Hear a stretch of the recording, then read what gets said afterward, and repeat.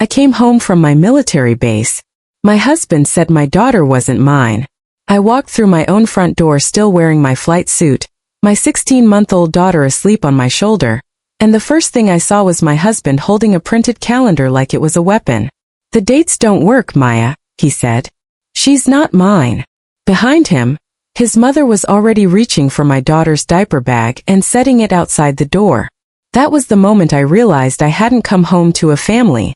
I'd come home to an ambush. Let me back up. I'm Captain Maya Reyes, Logistics Officer, Travis Air Force Base, California. For months earlier I'd been sent on a short-notice deployment to Ramstein, the kind where you get 11 hours to pack a bag and kiss your kid goodbye at 2 a.m. My husband, Jason, ran the service department at his father's chain of auto dealerships in Fairfield. We'd been married 6 years. The marriage had been quiet the last 2, not angry, just distant, the kind of distant where you stop noticing it because you're both too tired to name it. The day I flew home, Jason texted me, "Come straight to the house. My family wants to see Sophia."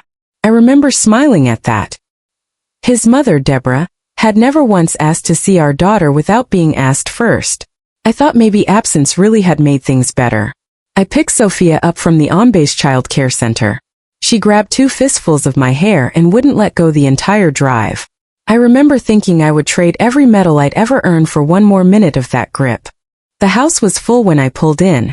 Jason's father, his sister Kayla, an uncle I barely knew, and Deborah, standing in the living room like a jury that had already reached its verdict. Jason didn't hug me. He didn't look at Sophia. He held up a printed page, a calendar with dates circled in red, and said the words that split my life into before and after. "According to your deployment orders, you weren't even in the same state when she would have been conceived. The dates don't work. She's not mine." I actually laughed because it was so absurd I thought it had to be a joke. Then I saw his face. He wasn't joking. "Jason, that's insane. I was here in October. You know I was here. Your own unit's travel log says otherwise," he said, and set the page on the counter like he was closing a case. Deborah stepped in front of me before I could pick it up. "We're not doing this in front of the children," she said, meaning Sophia, meaning my own daughter, like I was the danger in the room. "You should go stay somewhere else tonight."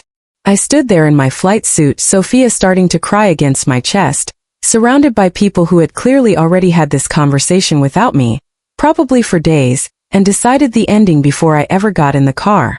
I opened my mouth to argue. That's when the doorbell rang. It was Colonel Diane Ash, my squadron commander, standing on the porch in her service uniform with a small velvet box in her hand. She'd come by, as she'd promised weeks earlier, to personally present the commendation I'd been awarded overseas, since my redeployment date had moved up and she didn't want to make me wait for a formal ceremony. She took one look at the room, at the printed calendar on the counter, at Sophia crying, and her expression didn't change, but her voice did. "Captain Reyes, is this a bad time?" Every single person in that living room went quiet. Colonel Ash didn't raise her voice. She didn't need to. She simply asked to see the paper on the counter, read it twice, and then asked Jason one question. "Where did you get this travel log?" Jason hesitated. "A friend at the base personnel office pulled it for me." "Pulled it for you," she repeated. "Unofficially. I just wanted the truth." "This isn't an official record," she said, setting it down. "It's a printout with no authentication, no signature block, no case number. I can tell you right now Captain Reyes's actual deployment orders show she was stateside on emergency leave for 11 days in October, for her grandmother's surgery. I approved that leave myself." She looked at Jason evenly. "You didn't check. You decided." Nobody said anything. Deborah's arms, which had been crossed like armor all night, slowly came down. Colonel Ash stayed only a few more minutes. Before she left, she pulled me aside on the porch. "Whatever this is," she said quietly, "don't let them talk you out of the truth to keep the peace. Get everything in writing. Starting tonight." I stayed at my friend Priya's house that night, another officer from my squadron. I didn't sleep. I kept replaying the calendar, the missing signature, the way Jason hadn't even looked surprised when the colonel called it fake, just annoyed that it hadn't worked. 3 days later, while picking up mail Jason had left boxed up on the porch, I found an unsealed folder mixed in with old bills. Inside was a printed email chain between Jason and his sister Kayla, dated 6 weeks before I'd even deployed. Kayla, if the paternity thing sticks, you don't owe her anything in the divorce and Dad's not obligated to buy her out of the dealership shares either. Cleaner for everyone. Jason, I just need it to look believable enough that she leaves on her own. I'm not trying to actually prove anything, just make her doubt herself. I read it 4 times before it made sense. This was never about doubting Sophia. It was about money specifically, a clause in Jason's father's dealership trust that required any divorce settlement involving the family business assets to be reduced if there were unresolved paternity questions regarding heirs. Jason and Kayla had found a loophole, and I was the collateral damage required to open it. I photographed everything and drove straight to base legal assistance, then to a civilian family attorney named Renata Vance who'd handled military spouse cases for 15 years. She read the emails twice, the way Colonel Ash had read that fake calendar, and looked up at me with the same flat, careful expression professionals get when they found something worse than they expected. Captain Reyes, this isn't a misunderstanding, she said. This is fraud and possibly extortion, aimed at the trust and at you. The court ordered an accredited paternity test the following week, not because anyone with sense doubted the truth, but because Renata wanted it undeniable on paper before the hearing. The results came back 99.9998% in Jason's favor. He was and always had been Sophia's father. When Renata read him the number in the mediation room, he didn't apologize.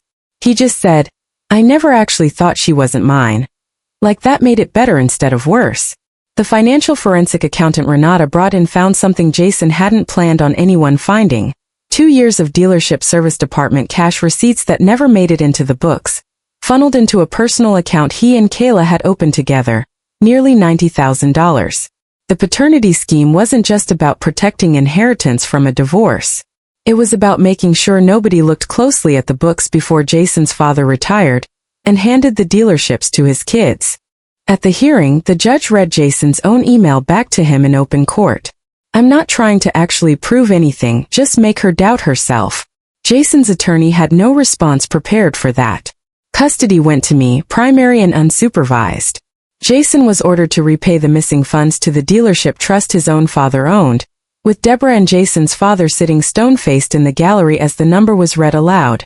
$88,400 plus interest. Deborah didn't call for months. When she finally did, it wasn't to argue. She asked quietly if she could see Sophia for an hour, supervised at a park near base. I said yes because Sophia deserved a grandmother who was willing to earn her way back, one supervised hour at a time, and because raising my daughter to hold on to hatred would have cost her more than it ever cost Jason. I made Major 11 months later. Colonel Ash pinned the new rank herself, and afterward she told me something I've never forgotten. The people who try to make you doubt yourself are usually the ones with the most to hide from you. She was right. Jason spent weeks trying to make me doubt something I already knew was true, because the doubt was easier for him to live with than the truth about what he'd actually done. Sophia is almost 3 now. She doesn't remember any of it. The calendar on the counter, the diaper bag on the porch, the night I drove away with everything I owned in the back seat of a rental car. She just knows her mom comes home in a uniform sometimes, and that homecoming means being lifted off the ground and spun around until we're both dizzy. If you take one thing from this, let it be this. The people who love you don't need a printed calendar to know you.